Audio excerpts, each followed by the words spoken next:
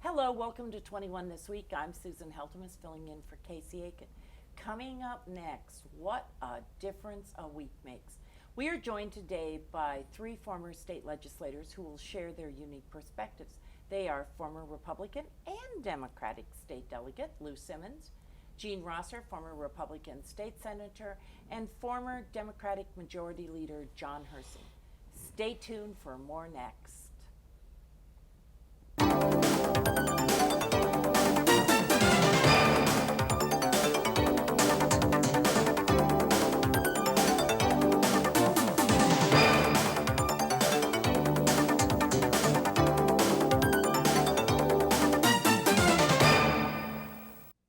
Some say that the world is going mad in so many different ways, and in our country, political correctness has gone to the wayside with the candidacy of Donald Trump. And according to an analyst with Legacy.com, that change has come to obituaries. Obituaries have become a metaphor, and the time when it was considered impolite to openly discuss politics or religion is long gone. This last week, John and I went to Shiva for former county council member Esther Gelman, and we were shown pictures of Esther's casket covered with bumper stickers, political bumper stickers, and as you approached her grave for the burial, there were political lawn signs. I think that's the perfect way to begin this conversation. So Lou, what does it say about our culture when people give their views from the grave to the extent that one obituary noted, faced with the prospect of voting for either Donald Trump or Hillary Clinton, Mary Ann Nolan of Richmond, Virginia, chose instead to pass into the eternal love of God? Well, I think that we're living, and I think we all realize this, living through a political miasma, and we've moved really beyond malaise, and many people are outright depressed about the state of the politics. We're polarized like we've never been before, if you believe the polls. Factions in either party have drawn or driven the respective parties, in my view, to extremes. People don't even like to talk with each other anymore. So this kind of a response, I think, is not unusual. Well, Jean, how do you feel the angst, the dread, the frustration will affect elections in Montgomery County and Maryland in November elections? It could affect the turnout, because there are a lot of people who don't like either Donald Trump or Hillary Clinton. They don't know what to do. I hope I am wrong, but it could affect turnout. For the good or the bad? Staying home, and that's always bad, I think. But I kind of I love what you said about Esther Gelman, because she loved politics. That was her life. That was her love. And as I mentioned earlier, at her funeral service, her daughter said that sick as she was, she felt she waited for her mother to pass away when she was sure that Hillary Clinton had clinched the Democratic nomination for president. And so that's pretty close, right? I think you're probably right. Well, John, as a longtime party activist, how do you think this political drama will unfold in the Maryland elections of 2018, when, as we recall, the victors will get to redraw the congressional lines, districts, the legislative districts, and even council districts in Montgomery County will be redrawn then? Well, let's just talk really quickly about redistricting. 2018, you get elections that will control in 2020 when the census comes in, and before the next legislative election, you will have the redistricting. Not much is going to change in Montgomery County, okay, because it's a pretty Democratic county. So for purposes here, I think it's not going to make that big a difference. It's going to make a big difference at the state legislative level, because frankly, a lot of machinations go on. I can remember dealing with Paris Glendenning on redistricting at the state level last time we did this. Lots of goings on with that. So Hogan is going to have, assuming he gets reelected in 2018, which is an assumption, but if he does get reelected, he's going to have an enormous amount of power in redistricting. The way it works at the state level, Governor creates a plan, submits it to the legislature. Unless both houses of legislature reject the plan, his plan goes into effect. So having the Republican governor in Maryland is going to be very, very important for the Republican Party. So it's paramount for the party to focus on those local legislative races next year. Local legislative races, but I'll tell you, he will be able to redraw the map for the state legislature, not so much for the congressional, because there's not a lot of room to move in the congressional in terms of the demographics. But John Sarbanes' district might be reshaped. It might be reshaped. Yes, it might be. Someone introduced him at a reception this week as the congressman who essentially represents the whole state of Maryland in his district. But in what very small segments. Okay, I mean, but this is the question, though. Last week we discussed, actually it's been discussed multiple times now, with this feeling of frustration, people are fed up. Do you think that will help Robin Ficker in terms of his term limits for the county council? I will tell you that I've spoken to several people this week about that issue, and they all agree that that's going to pass. And they're all Democrats. Well, let me say one other thing about Hogan. I think that Hogan has seized on an issue that most progressives in other states have identified with, and that is having redistricting by some kind of a impartial independent commission. And we Democrats here and Republicans in many other states have enjoyed the opportunity to gerrymander, to use that term, with abandon. And I do think that he is going to present a real threat to the legislature this next time around. And with that, you're going to have the last word because we've got to move on. Political correctness was also cast aside this week by the minority Democratic Party in the House of Representatives as they stage an unprecedented sit-down led by civil rights icon John Lewis, demanding a vote on 2 gun issues before taking a break for the 4th of July. Gene, President Lincoln once stated that public sentiment is everything. The overwhelming majority of Americans support background checks for all gun sales and for taking away the rights of individuals on the terrorist watch list to buy guns. Interest in watching this sit-down led to an 800% increase in C-SPAN viewership, or as Stephen Colbert said, there were 800 people watching that night. And that was relayed to Americans by the rogue use of the social medium Periscope. Will this public sentiment finally get Congress to pass legislation on gun control? I think the pressure is on to really push for gun control. But here we have the Speaker of the House adjourning Congress for a couple of weeks. So that may cool down a bit. But I think, yes, now Senator Susan Collins has a bill targeting suspected terrorists. And that, to me, that's more problematic than the House bill. Here's my problem. Yeah. Most of these legislative proposals, in my view, are symbolic and they are feel-good, like we did in Maryland under Governor O'Malley, when we passed gun control, but there are now more guns in the state of Maryland after the bill we voted for than before because people ran out and bought guns. Instead of making, for example, an assault weapon illegal in Maryland, we grandfathered in thousands and thousands of them. There are over 300 million guns in this country.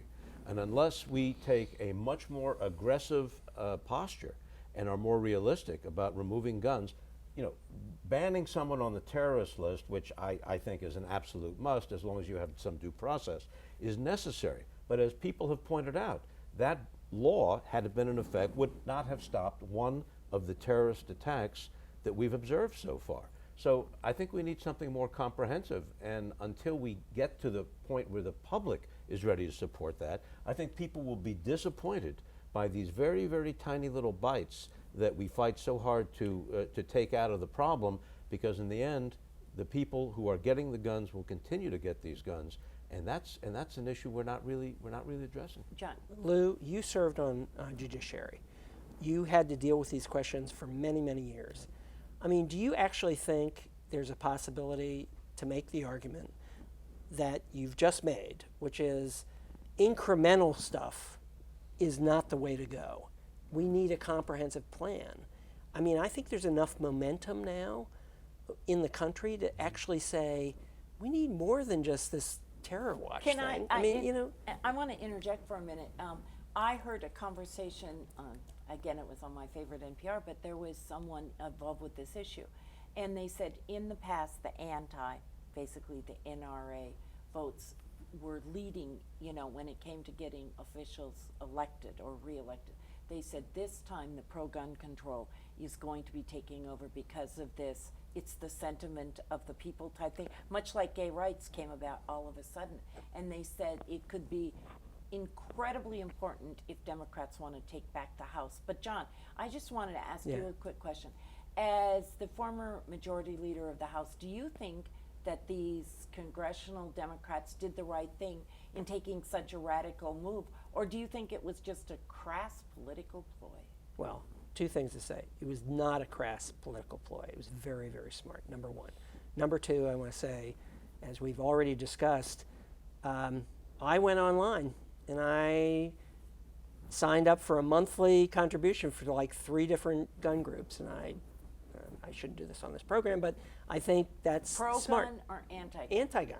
Oh, I mean, okay. When these you people said need gun, money. I was wondering. No, anti-gun. I mean, I think it's important that the resources are there to support this movement. Let me talk about what the congressional people did in the sit-in. I had mixed feelings, as I've expressed to you, Susan. I was a majority leader. If the Republicans wanted to take over the floor of the House of Delegates, I would be in charge of stopping them, okay, as majority leader. So I find the rules issue problematic for the Democrats who did that. I really do, because you have to respect the rules of the institution. But I also respect the fact that John Lewis, who has been through the fights of the civil rights movement, got out there and he said, I don't care about the rules. We need to do something. So there's a mix in my head about that. But I think they did the right thing, and we'll see what happens. This is going to be an issue that I know we're going to be following all summer. I just want to throw out one thing. Only 5% of gun owners belong to the NRA. So think about where their money is coming from. We will be back after a short break. Don't go away. 5%.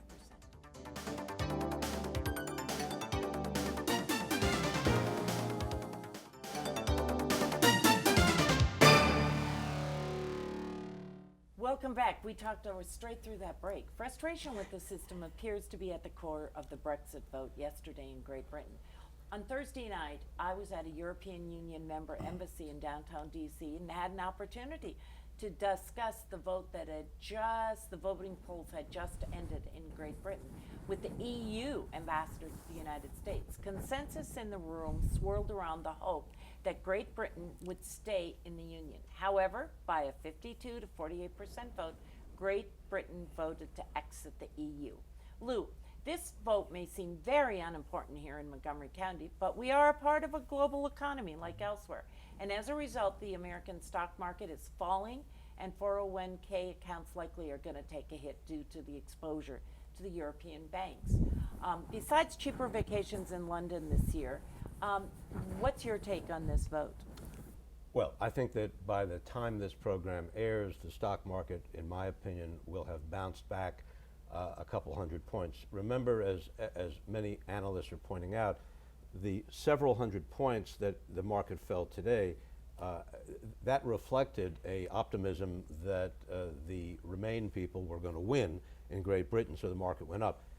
In terms of percentage loss, it's not historic. In terms of the absolute amount, the numbers, it's significant. But I do believe it is going to bounce back. And look, Great Britain cannot extricate itself for 2 years.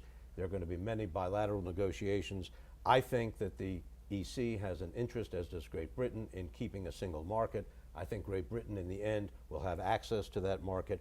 I am not the sky is falling Chicken Little about the consequences. There'll be some initial consequences, but I think it's going to take about 5 years, and there will be new forms, new organizations, new methods of dealing with old problems.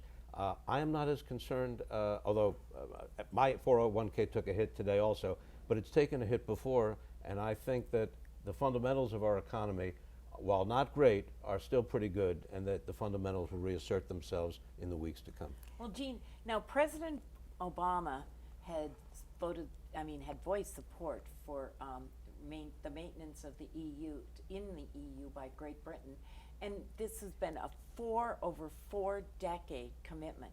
Now, Donald Trump noted this morning in Scotland that Great Britain's vote demonstrates a desire to close borders and take their country back from bad leadership. We can just hear him. This is a common theme for the Donald, and analogies are now being made that the anti-EU voters are akin to Trump voters and maintain the EU voters are similar to Clinton voters. Do you think this vote could be a precursor to our election in November? I don't think so. Donald Trump was so happy to be in Scotland at the time of this vote and to say rah rah, but he's truly not that popular in Scotland, actually. And what that amounts to, I don't know. But I think that, at least in my limited world, there was expectation that Britain would remain. And I just wonder if they got a little complacent, the Remain people, voters, and may have skipped voting or something, and there was more zeal with the Brexit voters, perhaps, than the Remain voters. One more thing I want to say.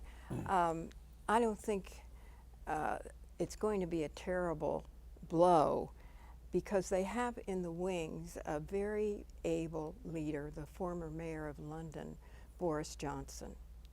And he's a brilliant man. He could have been mayor forever in London. And I believe he may be the next prime minister. And if that occurs, from what I have heard, he is a very smart, shrewd politician, and he may be a great leader for And he Great has a Britain. hairdo like the Donald. Yes, he almost looks like the One of the Donald, doesn't he? things that the BBC pointed out, which I think makes it potentially a harbinger for our election, where I would respectfully disagree with Jean, is that the older the voter in Britain, the older the voter, the more likely they were to vote to leave, not the younger the voter. In my mind, for people of that age to basically desert the status quo in favor of a future that is fraught with some uncertainty and some confusion is extraordinary. But they were concerned about national identity. They were concerned about immigration. They were concerned about many of the issues that are going to be roiling American politics up until November. And I would not in any way diminish, not that it's going to be a mirror reflection of what happened in Great Britain, but these are issues which we're going to have to be dealing with. There's And I just have to ask John a question, and then we're going to come back to this.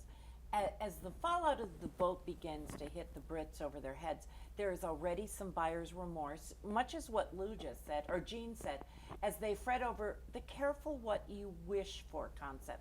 Today, Bernie Sanders finally announced that he will vote for Hillary Clinton. Might the British vote, John, give Sanders supporters, independent voters, wavering Democrats, and concerned Republican voters new resolve to vote for Hillary Clinton, in essence, to sustain the United States of America? Well, I wouldn't exactly call it a wake-up call, because I think there's been a lot of concern about Trump already in those categories.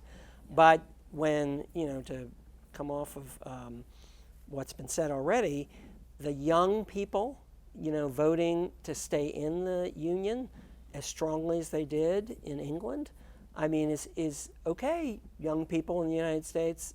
If you want to maintain your view of a global world that I think young people have, then they need to get activated. And I think that message came through very clearly as, this is an example of what can happen if you're not attentive to your election politics. Yes, I just want to point out one danger, I think, for England and the UK, United Kingdom, is that Scotland supported staying in. As did Northern Ireland. They're going to get out.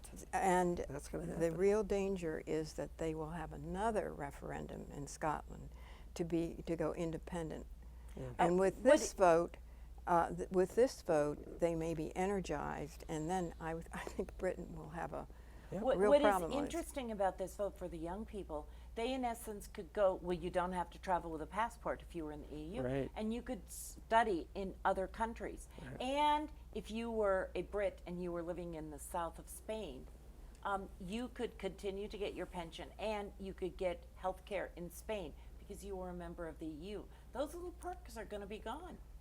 But imagine how extraordinary it is, based on what you just said, for 52% of Great Britain, a mature democracy, people who knew what they were doing, I believe, Yes. and who weighed the pluses and the minuses, and they decided to entertain a future that is fraught with a lot of uncertainty. Right. What was it about the current arrangements that they didn't like? You see, I think we often tend to gloss over these things and tend to forget that there are other issues here, And and, did and they- we have to be concerned about them in the United States. And did you they- got the last okay. word because we're almost done. Back in a moment with parting shots.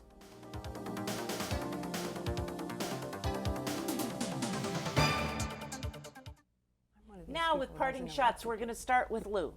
Montgomery County has been very concerned about drunk driving. Yesterday, the Supreme Court of the United States, in a case out of Utah, said the Fourth Amendment requires police to get a search warrant before they take blood from a suspected drunk driver. That's going to be problematic. It's going to slow down the ability of police to enforce our laws. Okay, Jean, you're up. The Brexit vote, I think, demonstrates the need for people to take politics seriously and to vote. The most important thing is to get out and vote. Amen. I think we all can agree on that one. John. I'm going to do something totally non-political. It's summertime, okay? Schools have just gotten out. This is the time to turn off the TV on politics, enjoy your summer. You know, that's what I intend to do because we're going to have so much politics when it comes to September and October. We won't be able to stand it. We need a rest. So Take off the ties and sit take back. off the ties, go to the beach. Kids have a great time at your camps or whatever you're doing. But now is the time to sort of step back a little bit from politics. We're going to have enough of it in September and October. So, Okay. Well, it is summer, and I think the conversation is going to go on all summer long. I don't think there is going to be any respite. And even if you get a few minutes to sit and watch Fox or MSNBC, give yourself a half hour maybe. You'll catch up on anything. If nothing else, you can stick to the comic strips, but that's even been invaded. But anyway, we lament every summer about what we're going to talk about on this show, and I just want to state, Brian from the staff here at 21 This Week reminded me that a year ago today, the four of us were all on this stage together. So happy anniversary. Yes, to the thank three you. of you. Thank you. So this has been a busy week, and I feel bad that we didn't have time to discuss the immigration or affirmative action decisions at the Supreme Court. The latest Freddie Gray verdict, he was found innocent, that is, the officer. And next week, the Supreme Court is going to announce an important abortion case and decision. And if that's not enough, we should all be watching the upcoming vote to choose the new head of the United Nations. We can no longer say that summers are boring. And I must say, Americans, we should be watching that election very carefully. The way it's led up, someone from the EU type countries should be the next head of the UN, and there is real discomfort with that among other delegates. So I think it's something that we're going to be talking about, and just like the Brexit vote could affect us, that vote also could affect all of us. So from all of us at 21 This Week, we wish everyone a very happy 4th of July. As John said, kick back, turn off the TV, read only what's necessary in the paper. And until next time, follow 21 This Week on social media. See you next time for Montgomery County's hardest hitting political talk show. For 21 This Week, I'm Susan Heltemes, and bye for now.